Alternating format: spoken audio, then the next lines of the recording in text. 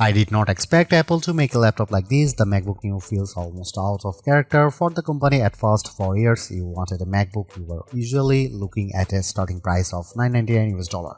Sure, older models like the MacBook Air M1 could fall to around $699 US on sale, but that was still far above what most budget buyers were shopping for.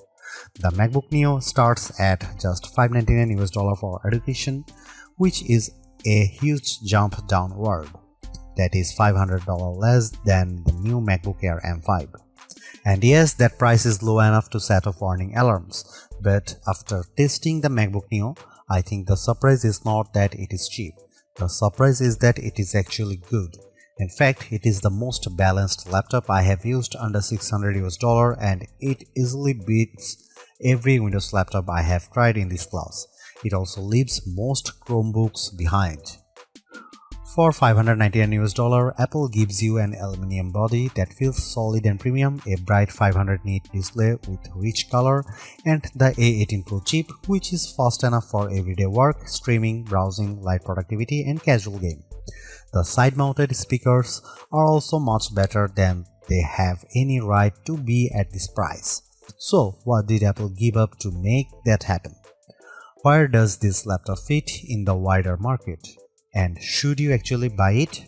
Let's get into the full MacBook Neo review. Price is the headline feature here, and Apple clearly designed the MacBook Neo around it. The starting price is $599 US with an extra $100 off for education users. That puts it among the least expensive Macs Apple has ever made. The Mac Mini M4 may cost about the same, but it does not include a display, a keyboard, or mouse, so if you care about total cut out of the box value, the MacBook Neo is the better deal. The base configuration includes a 13-inch Liquid Retina display, 8GB of unified memory, and a 256GB SSD. Inside, you get Apple A18 Pro chip with a 6-core CPU and 5-core GPU. The A18 Pro originally launched in the iPhone 16 Pro in 2024, and using that chip is one of the main reasons Apple could keep the price this low. Hardware choices are limited, which is expected at this level. The only real upgrade is storage, when you can move from 256GB to 512GB for an extra $100. That is not a bad deal in today's market. The higher storage model also includes a Touch ID button on the keyboard, which gives you fingerprint login, Apple Pay support, and easier authentication. The base model does not include Touch ID. At this price, the MacBook Neo goes directly after low-cost favorites like the HP Chromebook Plus 15.6-inch and the Acer Aspire Go 15. That alone is notable because Apple almost never competes in this part of the market. But in build quality, materials, and overall presentation, the MacBook Neo is ahead of nearly everything in that group. It also changes the meaning of entry-level Mac. The MacBook Air is no longer the cheapest MacBook you can buy, and that makes the new MacBook Air M5's $1,099 US starting price feel less painful than it otherwise would. Still expensive, but a little more understandable. One more small but important note: in the UK and Europe, the MacBook Neo does not ship with a charger, only a USB-C cable. That is clearly part of a wider push to reduce e-waste. But it means some buyers will need to purchase a charger separately if they do not already have one. The MacBook Neo's performance story is unusual, but it makes sense once you look at the pricing. Instead of using an M-series chip, Apple chose the A18 Pro, the same chip that powered the iPhone 16 Pro. On paper, that sounds strange. In practice, it is a smart, cost-saving move. Apple has been building mobile chips for much longer than its computer chips, and the latest iPhone silicon is extremely capable. For a budget laptop, that may be a better approach than using a weak, conventional laptop chip that struggles under normal use. Using an older iPhone chip lets Apple keep the price down while still delivering strong everyday performance. You might wonder why Apple did not simply use an older M chip like the M1. The company says the A18 Pro has a 16-core neural engine that is better suited for on-device AI work, including Apple Intelligence features inside macOS. The M1 is not as strong in that area, and the A18 also uses faster memory, so the choice is more deliberate than it first appears. Because the A18 Pro is still a 64-bit ARM chip, you are not getting some limited phone-only system here. The MacBook Neo runs full macOS, which means standard Mac apps work normally. And that matters. This is not a lockdown machine like many Chromebooks, which are limited to a narrower set of apps, or Windows 11s laptops, which are restricted in annoying ways and often push you toward Microsoft Store downloads and Edge browsing. The MacBook Neo avoids that kind of frustration completely. For everyday use, the experience is very good. macOS runs smoothly enough, and while it is not as fast as a MacBook Pro, it is still impressive for a machine this affordable.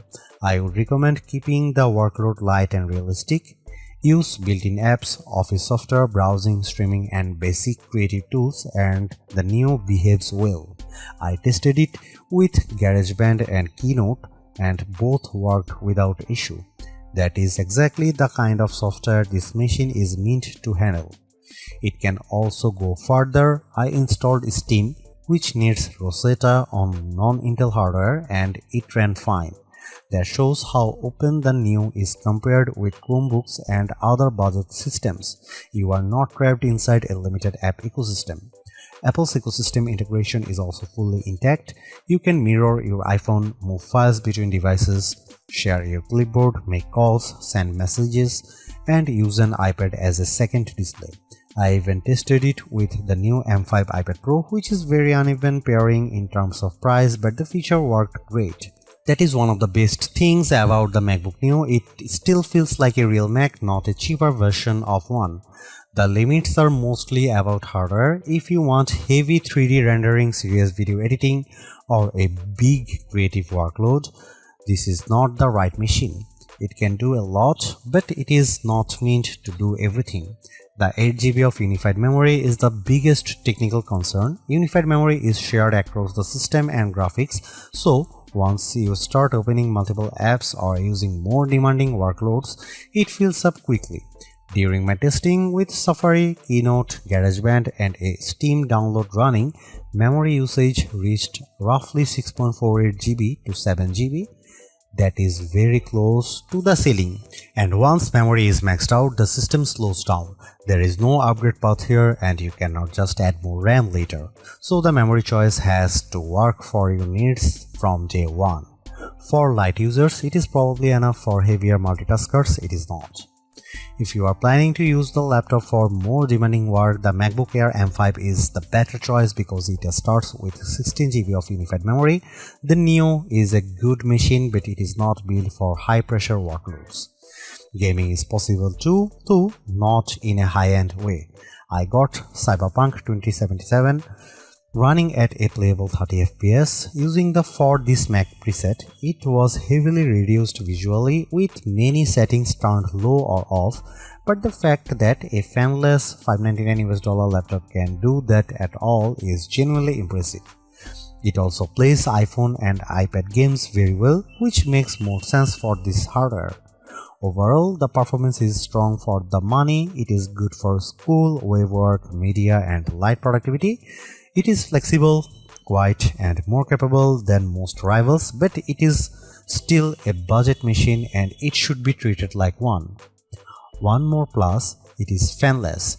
That means silent operation, which is a big deal when you compare it with budget Windows laptops that often becomes noisy under load. The MacBook Neo is the best budget laptop you can buy right now.